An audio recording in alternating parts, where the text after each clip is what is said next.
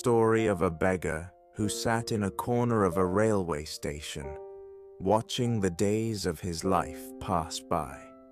His clothes were old and tattered, his face bore the deep lines of poverty, and the sparkle that once symbolized dreams had long vanished from his eyes. To every passerby, he would say the same words, "For the sake of God, give me something, brother." Some gave him a little, some ignored him, and many passed by with disdain. He lived each day in this same routine, with no hope, no goal, just survival, like life was a burden. But one day, everything changed. A well-dressed, dignified man arrived at the station. He stopped near the beggar, looked at him attentively, and instead of saying anything, he extended a flower toward him. The beggar was surprised. He asked, "Sir, I'm just a beggar. Why are you giving me a flower?" The man smiled and gently replied, "To receive something in life, you must first give.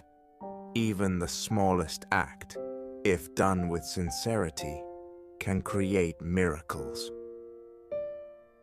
The man walked away, but his words touched the beggar's heart. He couldn't sleep that night. It felt like someone had knocked on the door of his soul. Can I really give something too? But what do I even have? The next morning, he went to a nearby garden and picked a few flowers from the bushes. They weren't the prettiest, but they were fresh and fragrant. That day, when he asked for alms, he also offered a flower in return. People's reactions changed. Some looked at him with surprise, some smiled, and many offered heartfelt prayers. That very day, he received more alms than usual. This small experience became a new hope for him. Now he would pick flowers every day, clean and arrange them, and offer one to everyone who gave him something. Gradually, people started calling him the flower beggar. His intentions were pure, his manner polite, and his face now shone with humility and grace.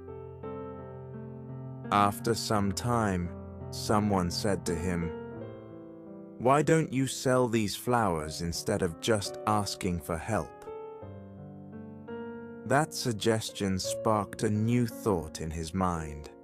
With some of the money he had saved, he bought a basket and purchased some flowers from the local market to sell. He began selling flowers, and if someone didn't buy, he would still offer them one as a gift. People began to admire his sincerity and hard work. Within a few months, he had a small flower stall. Then he rented a small shop. But that shop wasn't just full of flowers. It carried respect, smiles, and a powerful lesson.